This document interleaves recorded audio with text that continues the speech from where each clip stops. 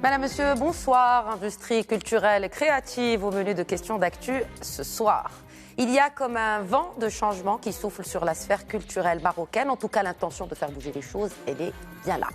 Une convention cadre a ainsi été actée entre le ministère de tutelle et la Fédération des industries culturelles et créatives avec comme objectif le renforcement de la coopération entre ces deux acteurs, entre la tutelle et la Fédération pour le développement du domaine des industries donc culturelles et créatives. Un peu plus tôt, une étude empirique sur les transformations des industries culturelles et créatives au Maroc a été présentée par cette même fédération au sein de la CGEM. L'étude s'est focalisée sur 4 filières, à noter la musique, l'édition, l'audiovisuel ou encore le spectacle vivant. Selon la fédération, ce sont là les filières qui bénéficient le plus de subventions. Les auteurs de l'étude ont souhaité travailler celle-ci et présenter aux acteurs institutionnels une série de propositions pour renforcer les politiques publiques en lien avec les économies créatives au Maroc. Mais peut-on déjà parler d'une politique publique culturelle propre au royaume ? Quid alors de la souveraineté culturelle ? Quelle renaissance du parent pauvre des politiques publiques après la crise Covid-19 ? La clé est-elle dans le financement ? Pour répondre à ces questions et à bien d'autres, j'ai le plaisir d'accueillir depuis Marrakech Hicham Hadji, producteur et réalisateur. Bonsoir, merci de vous joindre à nous. Merci pour l'invitation. Je rappelle que vous venez de sortir votre premier long métrage, Redemption Day, on en parlera plus tard. J'ai également le plaisir d'accueillir depuis le chapiteau du théâtre nomade des anciens abattoirs de Casablanca, Hicham Abkari, vice-président de la Fédération des industries culturelles et créatives. Bonsoir Hicham Abkari, merci à vous également de vous joindre à nous dans Questions d'actu. Bonsoir et merci pour l'invitation. Merci à vous de l'accepter. Parlez-nous d'abord de cet accord qui a été signé avec la tutelle. Oui, comme vous venez de l'annoncer, hier a eu lieu la signature d'une convention cadre en fait, entre la Fédération des industries culturelles et créatives de la CGEM et le ministère de la jeunesse, de culture et de la communication. Et donc cette convention est une continuité d'une ancienne convention qu'on avait déjà signée auparavant. Donc ce n'est pas la première fois que la fédération signe une convention avec le ministère. Cette convention, elle vise bien sûr parmi ses objectifs de manière globale à structurer le secteur des ICC et surtout à être une plateforme de propositions réelles, réalistes et efficaces pour accompagner la politique publique dans le secteur culturel en général. Alors, Hicham Hadji, en tant qu'acteur de la culture, est-ce que vous pensez, parce que Hicham Abkari vient de citer ce terme de politique culturelle, est-ce que nous avons aujourd'hui, vous le sentez-vous en tant qu'acteur culturel, que nous disposons bel et bien d'une politique publique culturelle made in Morocco ? Alors, écoutez, franchement, la politique culturelle, on a essayé de la mettre en place il y a un moment, mais c'était pas la priorité des gouvernements précédents. Moi, je pense qu'aujourd'hui, avec ce gouvernement, avec notre ministre de la culture, qui est de la jeunesse et de la culture, est vraiment motivé pour faire avancer pour faire avancer la culture au Maroc. Donc, c'est un de ses principaux facteurs et il a envie de faire ça. Donc, moi, je crois qu'on est aujourd'hui mieux que là où on était hier. Et vous vous sentez positif par rapport aux intentions et par rapport au programme donc, de ce nouveau ministre de la Culture ? Les intentions sont là. Il y a beaucoup de travail à faire. Je pense qu'aujourd'hui, on essaye il essaye d'arranger les choses, il essaye de faire ce qu'il peut. Et après, il faudra aussi que tout le gouvernement le soutienne et que ça soit une vraie volonté politique. C'est cela, absolument. Et on va revenir sur cette question de transversalité. Ça revient dans beaucoup de sujets sur ce plateau, ces transversalités que chacun devrait mettre son grain de sel. Alors, Hicham Abkari, vous avez parlé de continuité. Alors, moi, j'ai envie de vous poser la question par rapport à l'étude qui a été diligentée par l'ancien ministre, Othman El-Ferdaous, par rapport à la culture. Elle en est où, cette étude ? Est-ce qu'elle est sortie ? Parce qu'on n'en a plus entendu parler. Et est-ce qu'il y a réellement aussi une espèce de continuité dans cette politique publique culturelle ?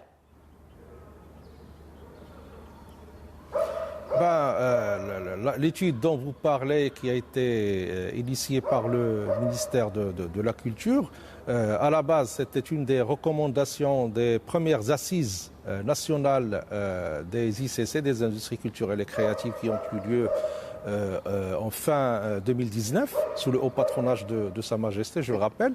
Donc cette étude-là, c'est un appel d'offres. Donc nécessairement un appel d'offres, il y a eu des soumissionnaires, donc l'appel d'offres a été octroyé. Et le cabinet, ça suit son cours, donc comme toute commande publique. Et je rappelle que ce n'est pas l'étude dont j'ai parlé en premier lieu. Voilà, donc ce sont deux choses différentes, en ce sens que l'importance de cette étude lancée par le ministère, c'est qu'en plus, ça va être une étude quantitative, donc de plus grande envergure, et ça va aboutir sur aussi l'analyse économétrique pour pouvoir fournir et livrer des chiffres qui seront bien sûr utilisés par exemple les ministères des Finances pour pouvoir faire des estimations. Donc c'est une étude très technique concernant l'industrie culturelle et la culture en général au Maroc. Donc en fait ça suit son cours. Et c'est le ministère de la Culture, bien sûr, les services compétents qui suivent cette commande publique. Très bien. Alors, parlez-nous justement de cette étude qui a été présentée donc par votre fédération au sein de la CGEM, une étude qui est axée sur la transformation. Parlez-nous peut-être, commencerons-nous comme il est d'usage quand on parle d'études de sa méthodologie, mais aussi par rapport au contexte, mais aussi des auteurs de cette étude. Si vous le permettez, Hicham Abqari, de qui s'agit-il et comment ont-ils procédé ? Donc je rappelle cette étude qui a été présentée lundi dernier, le 24 janvier 2022, a été effectuée en collaboration bien sûr entre l'AFIC et Wallonie Bruxelles International. Elle a été menée par 3 chercheurs, 3 experts marocains, à savoir messieurs Drisk Sikes, madame Sabrina Kamili et monsieur Zdem Mehdi. Donc ce sont 3 chercheurs marocains, des universitaires, donc, qui ont mené cette étude de terrain et qui est une étude qualitative. Donc c'est une étude qualitative qui a été basée sur une revue littéraire de ce qui a été déjà effectué en termes d'études, soit via des organismes institutionnels, soit via des associations, soit aussi via des instituts étrangers. Et cette revue littéraire a été en plus renforcée par des entretiens directs avec des acteurs locaux dans les 12 régions du Maroc. Ce qui a permis aux chercheurs, bien sûr, de comparer le constat de ce qu'ils ont bien sûr ressenti sur le terrain, mais aussi de récupérer des informations et des précisions par rapport aux professionnels du milieu. Professionnels du milieu dans les 4 filières des ICC, à savoir la musique actuelle, c'est-à-dire que ce n'est pas l'ensemble de la musique, c'est la musique actuelle, l'édition, les arts du spectacle et l'audiovisuel. Donc ce sont 4 filières.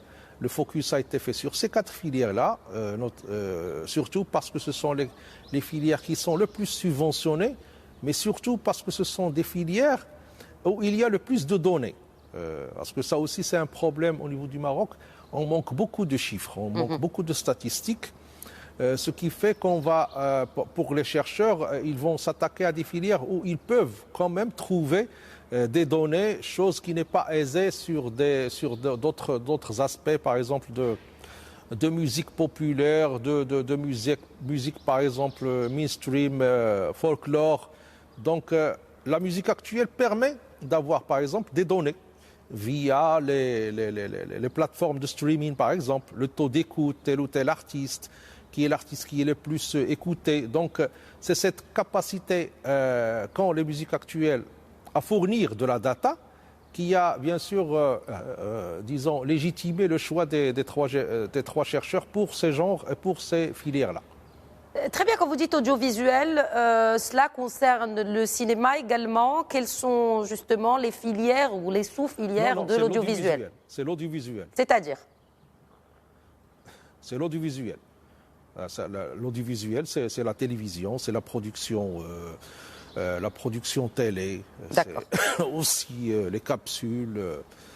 Donc ça n'a rien à voir avec le cinéma. D'ailleurs, chez nous, au sein de l'AFIC, après maintes discussions avec les professionnels, on a scindé les deux. Il y a une filière audiovisuelle et une filière cinéma parce qu'elles n'ont pas le même fonctionnement.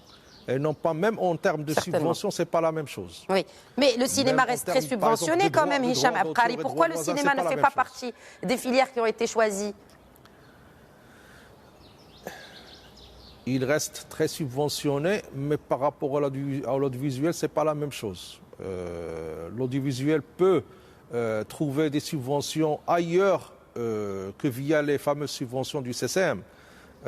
Par exemple, en termes de commandes publiques directes par des collectivités territoriales qui voudront produire un film institutionnel.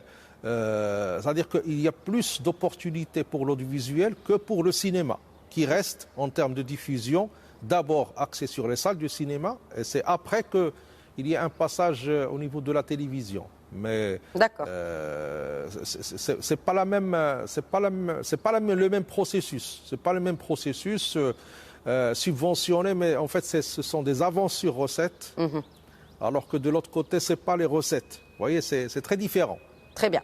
Une réaction, Hicham Hidji?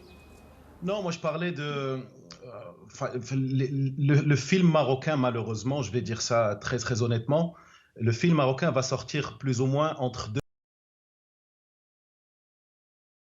Disparaît. Alors, il y en a certains qui sont coproduits par les chaînes télé, mais ce n'est pas la majorité des films. Moi, j'ai fait 3 films, on n'a pas eu de télévision, les films, ils sortent au cinéma et après, ça disparaît. Donc, idéalement, aujourd'hui, n'importe quel Marocain qui veut voir un film marocain, il n'y a nulle part où le voir. Donc, on n'a pas de plateforme, on a aucun moyen de voir des films marocains. Il n'y a pas de marché DVD, il n'y a pas de marché VOD. Il n'y a aucune plateforme qui permet de voir justement ce genre de films marocains. Alors que le Centre cinématographique marocain, il a des copies numériques de tous les films qui sont sortis depuis le début depuis Donc c'est la responsabilité finalement du CCM. Parce que c'est le seul organisme qui a accès à tous ces films-là. Donc, comment vous avez accueilli le retrait de la tutelle du CCM? Pardon? Comment vous avez accueilli le retrait de la tutelle du CCM qui a été annoncé par le ministre? Alors, je n'ai pas suivi ça. Très bien, alors restons justement par rapport à l'accès, tout simplement, l'accessibilité finalement à la culture.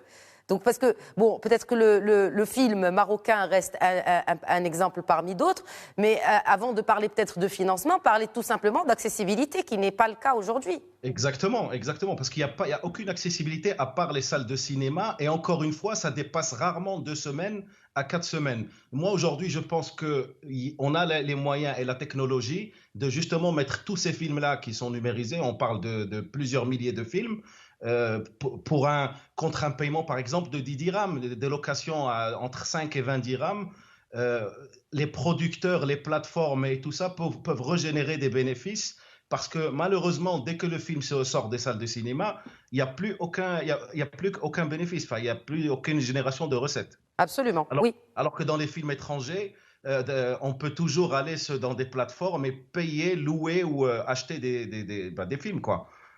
Aujourd'hui, au Maroc, on n'a pas accès à ça. Alors, est-ce que déjà, parce que c'est assez contradictoire, Hicham Hidji, je reste sur cette question-là du film marocain. Déjà, il ne remplit pas les salles. Comment alors attendre à ce qu'on aille le chercher ailleurs, voire même payer pour le louer? Écoutez, aujourd'hui... Est-ce que c'est une question d'offre ou de demande aussi? Non, la demande, elle est là. Aujourd'hui, tout le monde ne peut pas aller voir un film pendant les 2 semaines où il est en salle. Il y a des gens qui sont en voyage, qui ne sont pas disponibles, qui travaillent. Ils ont envie de revoir un film un peu plus tard. Le problème, c'est qu'il n'y a aucun moyen de le revoir. Moi, mon film, il était sorti en salle au Maroc le 15 décembre. Il est resté à peu près 3 semaines, 1 mois. par la suite, les gens ils me disent ah ben on vient de voir que ton film est sorti en salle, comment on peut le voir? Je dis bah c'est trop tard, au Maroc on peut plus le voir.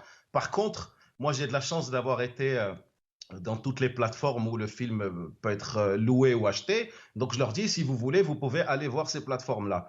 Mais un autre film marocain qui a été tourné en Derija en arabe, euh, la plupart du temps, dès qu'il sort du cinéma, on peut plus aller le voir.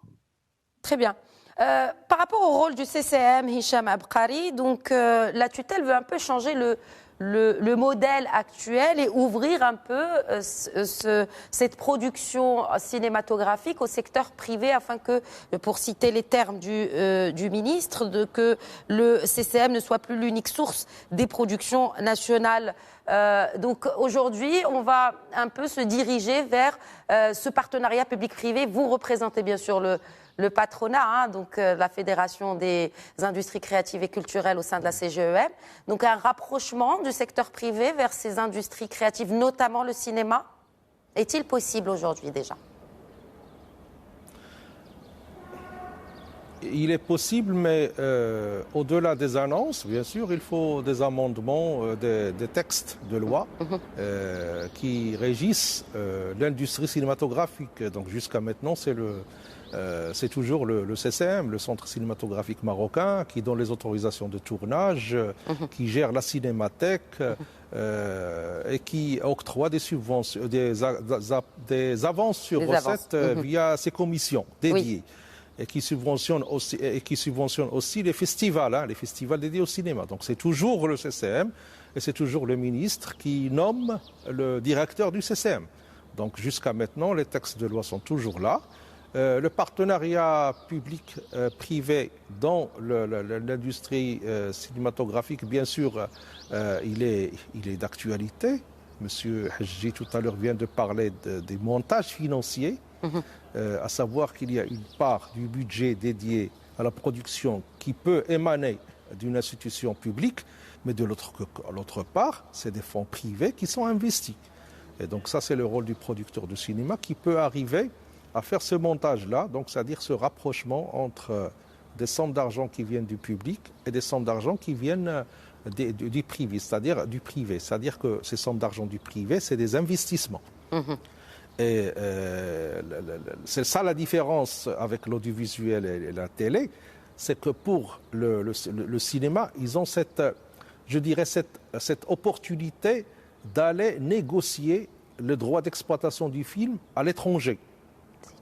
Et même ici. Et donc, alors que la télévision, bon, le producteur, c'est surtout la télévision. Les producteurs qui sont opérationnels sont réputés être des producteurs délégués.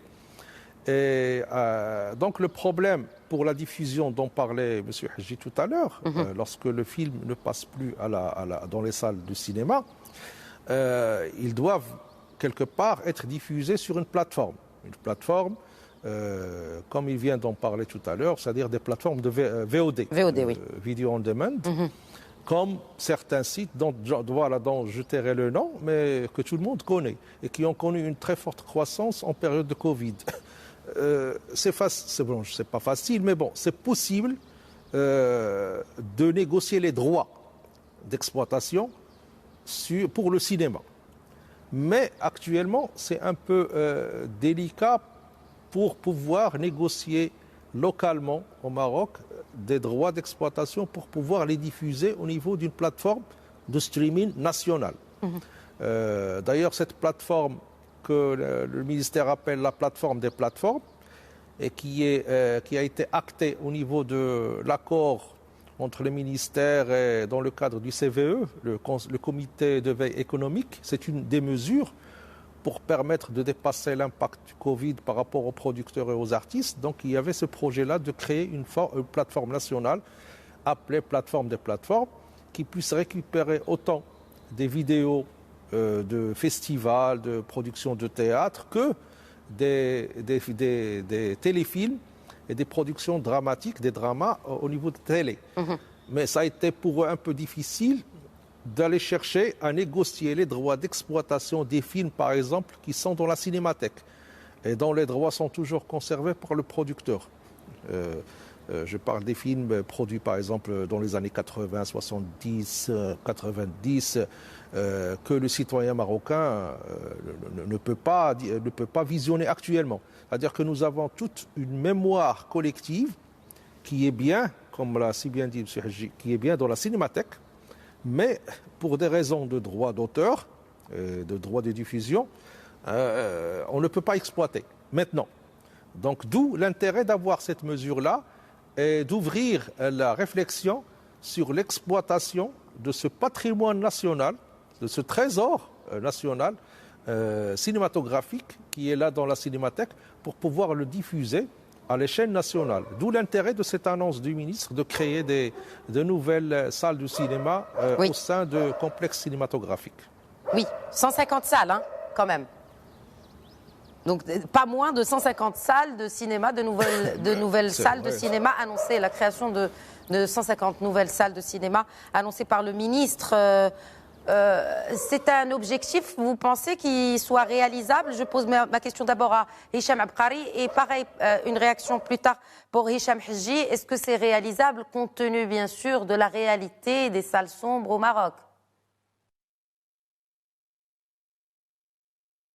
C'est réalisable parce qu'on parle de la migration du spectateur vers le digital sur les smartphones et sur les télés connectées, mais il reste que, disons, la qualité de perception d'un film dans une salle neuve, avec un son surround, avec une résolution de la 8K ou plus, permet une expérience spectateur meilleur.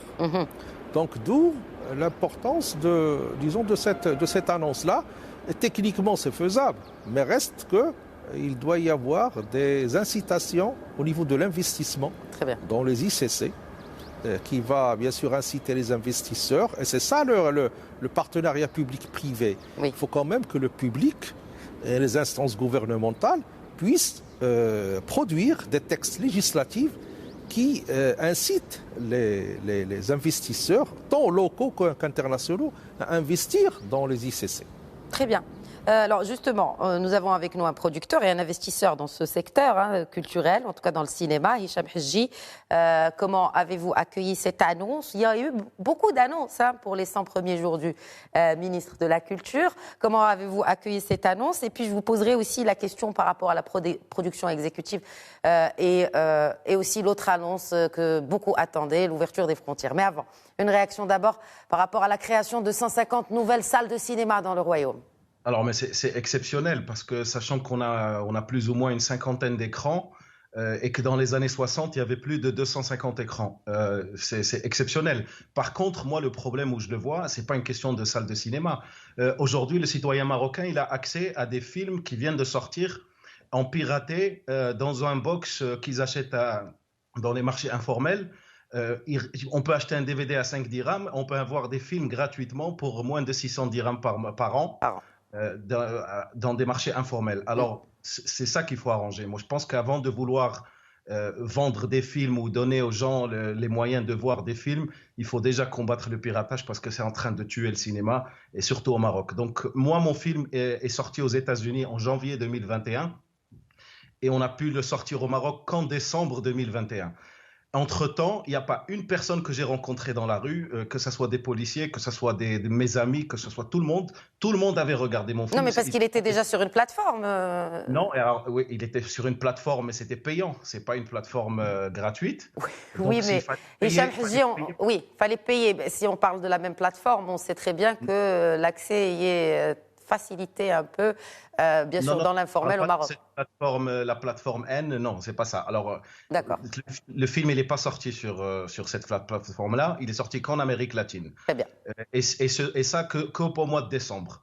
Par contre, à partir du mois de janvier, dès le mois de janvier 2021, le film était piraté partout. Donc, il y avait même, c'est des gens, moi j'ai été voir des gens qui vendaient des DVD en plein marché, qui ont des magasins c'est incroyable. C'est des gens qui ont des magasins dans des locaux commerciaux et qui vendent que des DVD piratés.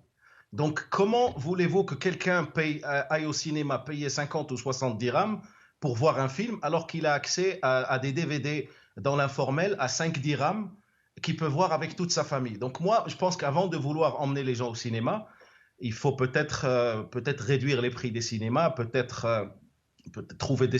Il faut déjà combattre le piratage, ça c'est la règle numéro 1.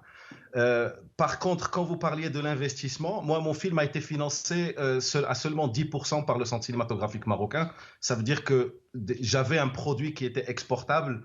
Ça raconte une histoire marocaine, ça raconte beaucoup de choses, mais en fait, on avait des acteurs internationaux qui ont fait en sorte que ce film puisse être exportable. L'autre problématique, moi, je connais beaucoup de mes amis qui sont des producteurs indépendants, basés entre les États-Unis ou en Angleterre ou en France. Il est très, très, très difficile d'exporter un film à l'international s'il n'y a pas des têtes d'affiche connues. D'ailleurs, vous-même, la plupart des gens, quand ils ouvrent leur télé, leur plateforme pour voir les films, quand il n'y a pas d'acteurs connus, même quand c'est gratuit, ils hésitent à voir le film. Donc, vous imaginez si on devait payer pour voir un film alors qu'il n'y a pas d'acteurs, et non seulement il n'y a pas d'acteurs connus, mais en plus dans une langue étrangère qu'on ne comprend pas. Mais il y a eu des films quand même qui n'ont pas de tête d'affiche internationale qui ont été exportés, des films marocains. Évidemment, c'est... Enfin, c'est pas propre au Maroc. Des films iraniens, par exemple, des films coréens. Bien sûr, nous n'avons pas le même cinéma que ces deux mastodontes de la cinématographie. Si, et qui décrochent des prix. Sur les milliers de films coréens, il y en a un ou deux qui vont aux Oscars. Il y en a un ou deux qui vont sur Netflix. On parle même pas aux Oscars, on parle juste d'exportation. Mais c'est très rare. Vous avez vu combien de films coréens sur les 5 dernières années? Peut-être pas coréens, mais iraniens. Bon, après, je suis pas la cinéphile, mais je veux dire, non, de manière très générale, on ne peut pas non plus nier le fait qu'il y ait des productions internationales qui soient exportées sans tête d'affiche.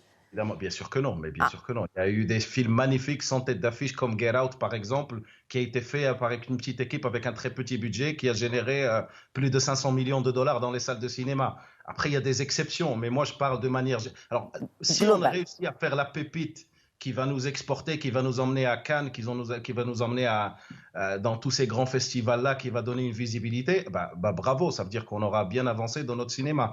Après, tout le monde ne fait pas ce genre de film-là, et voilà, donc il faut essayer de raconter les meilleures histoires possibles. Dans le cas contraire, il faut trouver déjà les solutions avant de pouvoir exporter, avant de pouvoir sortir le film en salle de cinéma. Encore une fois, il y a un très grand problème de piratage. Très bien. Au Maroc, c'est très simple. Ridley Scott, quand il était venu au Maroc, il a appelé Sa Majesté, il lui a dit voilà, mon film il est en piratage dans ce magasin-là. Il y a eu une descente de police, ils ont fermé tout le marché, ils ont enlevé tous les DVD. C'est une chose qu'il faut commencer à faire continuellement. Il faut le faire tout le temps et il faut le faire jusqu'à ce que ces gens-là abandonnent. Et peut-être créer un marché formel, créer une plateforme, créer des vraies distributions de DVD et rentrer dans le formel et que les auteurs puissent avoir un peu leurs droits d'auteur aussi. Très bien. Oui, alors, ce n'est pas une des recommandations, en tout cas, ça n'a pas été relevé dans l'étude sur la transformation des industries ou pour les industries culturelles et créatives, les ICC. Mais en tout cas, il y en a eu d'autres. Il y a eu d'autres diagnostics. Si on revenait dessus, peut-être avec vous et Hicham Abqari, et aussi sur les recommandations et comment celles-ci devraient être mises en œuvre. Bon, le piratage a été relevé. Pas au niveau du cinéma, parce que ce n'est pas une filière qui a été étudiée, mais au niveau de l'audiovisuel. Et notamment aussi, ne l'oublions pas, au niveau de l'édition. Parce que l'édition, elle aussi, souffre de ce phénomène de piratage. Il y a des livres qui sont importés et qui sont en fait piratés. Les fichiers PDF sont piratés, et puis il y a des imprimeurs informels qui importent ce genre de livres et qui les vendent à des prix dérisoires. Même ces livres, il y a parfois des fautes d'orthographe et même des phrases qui sautent. Mais bon, c'est-à-dire que le piratage a été relevé. D'ailleurs, l'instance qui suit ce phénomène de piratage, bien sûr, il est puni au niveau du code pénal, mais aussi il y a un suivi du côté du BMDA qui sauvegarde qui sauvegarde les intérêts le BMDA, le Bureau marocain des droits d'auteur. Ceux des droits voisins, des droits d'auteur et des droits voisins aussi. Bon, il y a eu un amendement de la loi qui avait fait intégrer la redevance sur la taxe, sur la redevance sur la copie privée. C'est-à-dire pour pouvoir un petit peu alimenter et pallier au manque à gagner par rapport au piratage sur les CD, les DVD et tout support de mémoire. Donc actuellement, par exemple, si vous voulez importer des CD, des clés USB ou bien même des téléphones, à la douane, vous payez une redevance sur la taxe, sur la copie privée, qui est, elle, reversée au BMDA, qui reverse ça aux auteurs et aux interprètes et aussi aux producteurs, parce qu'il relève du droit voisin, pour le manque à gagner en situation de piratage. Je me permets de vous interrompre par rapport à ce bureau marocain des droits d'auteur, Hicham Abkari. Pourquoi vous appelez à la réforme de ce bureau? Pourquoi vous appelez ou en tout cas les auteurs de cette étude appellent à réformer ce bureau et à le privatiser? En fait, d'abord, il faut souligner le très bon travail, il faut le dire, lorsque les choses vont bien, le très bon travail en période de Covid de ce bureau qui a permis quand même de répartir des droits d'auteur, mais aussi pour la première fois des droits voisins aux artistes, ce qui leur a permis un petit peu de récupérer leurs droits, c'est de l'argent privé, en période de Covid, là où il était impossible pour eux, par exemple, de faire des spectacles, de faire des tournées, parce que les rassemblements publics étaient interdits. Donc déjà, le travail effectué par l'équipe du BMDA est à applaudir. Sauf que nous, on parle de réforme, je dirais, des textes régissant ce bureau-là. Et cette réforme-là, elle est déjà en chantier. Le texte, il est déjà au Parlement. Il y a deux textes, l'un relatif aux droits d'auteur et droits voisins, mais le plus important, c'est le texte, le projet de loi concernant le statut du BMDA. Je rappelle que le BMDA n'a pas de statut. Il est juste régi par un décret de 1965. Ah ouais, quand même. Donc, il y a un directeur qui est nommé par le ministère. Mais après, on ne sait pas. Est-ce que c'est un établissement public? Est-ce que c'est un SEGMA, c'est-à-dire un service de l'État géré de manière autonome? Est-ce que c'est une division? Il n'y a pas de statut. Et c'est cette réforme-là qu'on demande, parce que, je rappelle, les droits d'auteur et droits voisins, c'est de l'argent privé. Ce n'est pas des impôts, parce que parfois les gens font cette erreur-là. Ce n'est pas des taxes, ce n'est pas des impôts. C'est-à-dire que vous exploitez la production d'un artiste. Vous prenez une chanson sur laquelle l'artiste a investi de l'argent et vous l'exploitez. Vous devez payer. C'est une exploitation d'un produit. Et donc, la réforme qui est dans cette étude-là, relevée par les chercheurs, c'est qu'il faut quand même ouvrir, parce qu'actuellement on est dans le monopole. Il faut quand même qu'on soit cohérent. Nous sommes dans une économie de marché, il faut quand même qu'il y ait une offre et une demande, il faut qu'il y ait une dynamique du marché. Et pour avoir cette dynamique-là, et là bien sûr c'est le privé qui parle, il faut quand même libéraliser, permettre aux investisseurs, eux aussi, d'offrir une certaine gestion, ce qu'on appelle la gestion collective des droits. Donc d'où la demande de cette réforme. Non, mais vous appelez aussi à libéraliser l'audiovisuel. On connaît. Alors, vous appelez à libéraliser l'audiovisuel. On connaît les limites de l'audiovisuel et de la libération de l'audiovisuel de par les expériences passées et les projets qui ont fait pchit, j'ai envie de dire, de la libéralisation de cet audiovisuel. Donc quel est, selon vous, en tant que secteur privé, le meilleur moyen de libéraliser cet audiovisuel marocain? Ce n'est pas le principe lui-même qui a fait piste comme vous dites, c'est peut-être la manière de le gérer. Parce qu'il y a plusieurs secteurs qui ont été libéralisés, ça fonctionne. Sauf que, et ça a été relevé par l'étude, je rappelle que c'est l'étude, c'est des chercheurs qui sont derrière, libéraliser. Il ne faut pas se cacher derrière des arguments genre le marché publicitaire est exigu.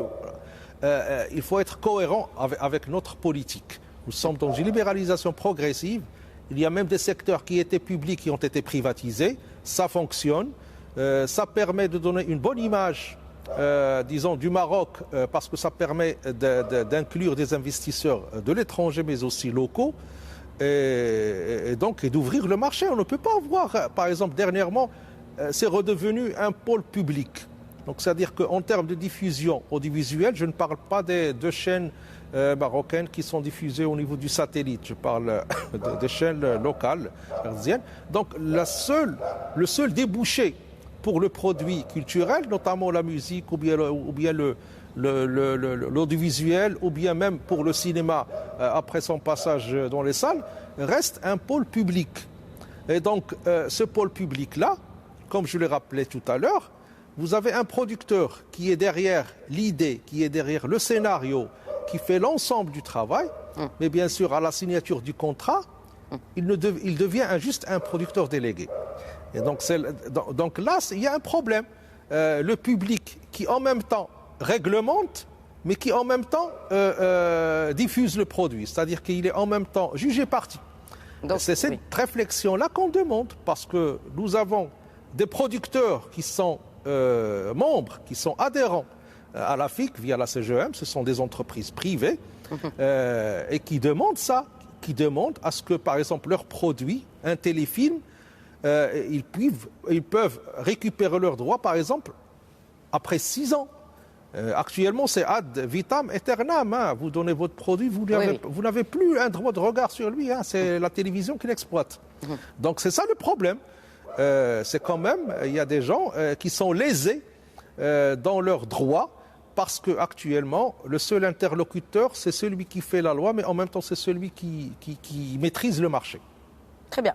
D'où l'appel à cette libéralisation. Très bien. Parmi aussi les appels, et pour contrer par rapport aux ressources humaines, vous proposez plus de formation, notamment de managers culturels, plus de compétences dans ce sens. Nous en avons quand même au Maroc aujourd'hui suffisamment. Ou manque-t-on vraiment de ressources humaines qualifiées ? Bien sûr, les ressources humaines qualifiées, je donne juste l'exemple de l'édition. Il y avait une seule filière au Maroc au niveau de la fac, c'était la fac de Ain Chouk à Casablanca, qui avait monté une filière des métiers du livre. Elle n'existe plus maintenant. Donc, oui, mais je vous interromps justement. Je vous interromps. Oui, mais il n'est plus possible parce que où sont les débouchés ? Quand bien même il y a une filière qui est ouverte à la faculté. Les débouchés, il y en a. Où ? Il y a des débouchés. Mais où ? Nous avons les librairies, les librairies fermes qui recherchent des profils. C'est-à-dire ? Non, c'est les éditeurs. Dans les maisons d'édition. Madame. Je parle des éditeurs qui éditent des livres. Dans les maisons d'édition, il y en a beaucoup. Il y a les maisons. Donc, ces maisons d'édition, ils ont besoin de profils. Il n'y en a pas. Il y a des profils pour la médiation culturelle, il y a des profils pour les comités de lecture. Et ce sont des profils qui n'existent pas. Et donc, qu'est-ce qu'ils sont ? Ils sont obligés d'intégrer des gens chez eux pour les former sur le tas pour qu'ils puissent les exploiter après. Et au-delà des maisons d'édition, il y a aussi un besoin en médiation culturelle. Par exemple, vous avez des troupes de théâtre qui sont dans l'artistique et dans le créatif. Mais qu'en est-il des gens qui vont aller chercher des débouchés pour ces pièces de théâtre ? Qu'en est-il des gens qui vont aller chercher des conventions avec les collectivités territoriales, avec les fondations privées ? Donc ça, c'est des métiers de l'administration, de la gestion des ICC. Donc ça, c'est un problème, parce que la prise de conscience qu'on doit avoir, c'est que les ICC, c'est d'un côté le métier et le secteur marchand. Et il y a le côté social, parce que parfois, on a plus tendance à estimer que la culture n'est pas très importante et que de ce fait, n'importe qui peut gérer ça. Mais en fin de compte, on voit bien que la professionnalisation permet d'avoir des résultats et permet de structurer disons, le secteur. Alors que toujours travailler dans le côté informel nuit aux ICC. Et ça a été relevé d'ailleurs par la crise Covid. Quand l'État a voulu aider, quand l'État a voulu aider ces gens-là, eh bien, elle a trouvé que la majorité était dans l'informel. Oui. Et que très rares étaient les travailleurs de la culture, très rares étaient inscrits à la CNSS. Donc, d'où l'importance, disons, de la structuration du secteur, parce que d'une part, ça permet aux travailleurs de la culture et les producteurs de travailler dans une certaine, assurance et dans une certaine sécurité au niveau de l'emploi, mais aussi ça permet de ce fait de pouvoir produire des produits de qualité sans pour autant être stressé par la situation sociale des acteurs de la culture. Très bien.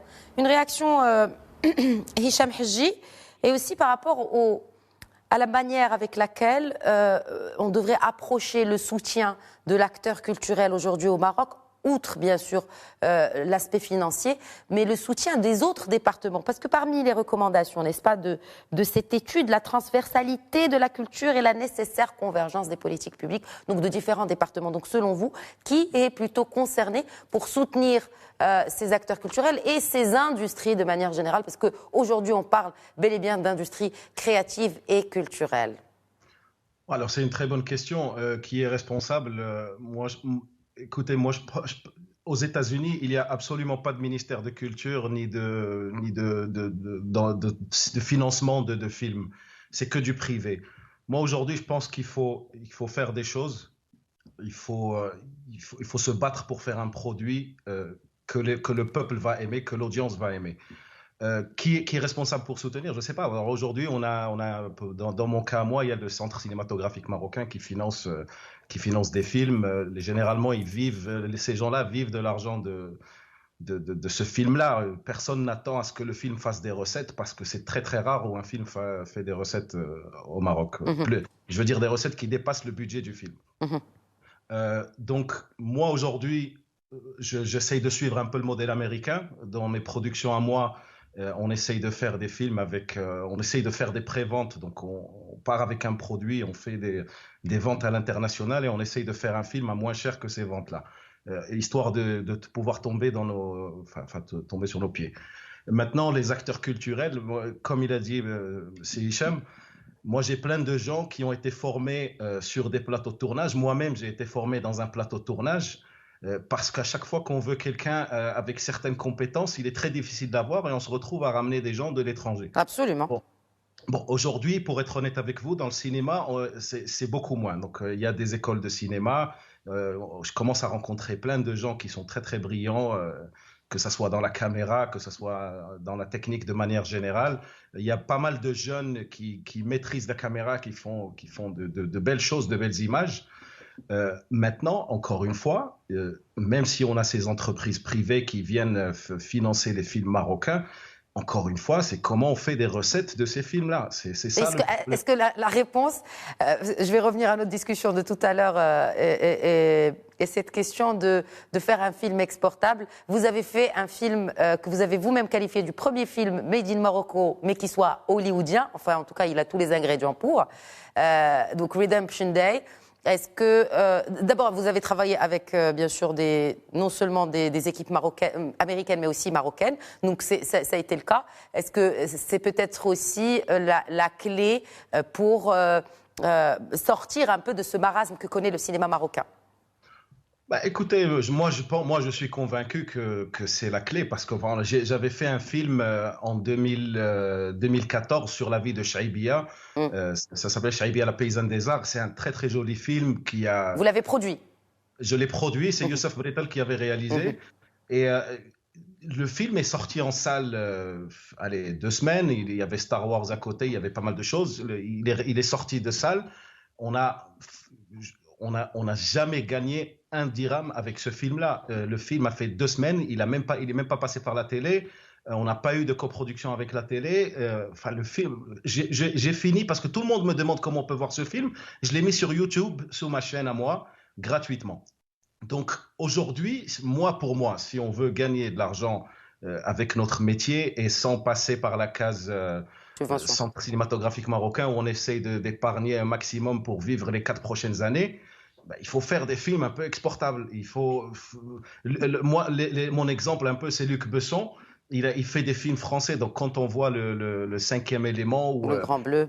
ou le Grand Bleu, c'était français. Alors par contre, il a fait plein d'autres films où on a l'impression que c'est des films hollywoodiens, alors que c'est des films français qui ont été créés en France et qui ont été produits en France.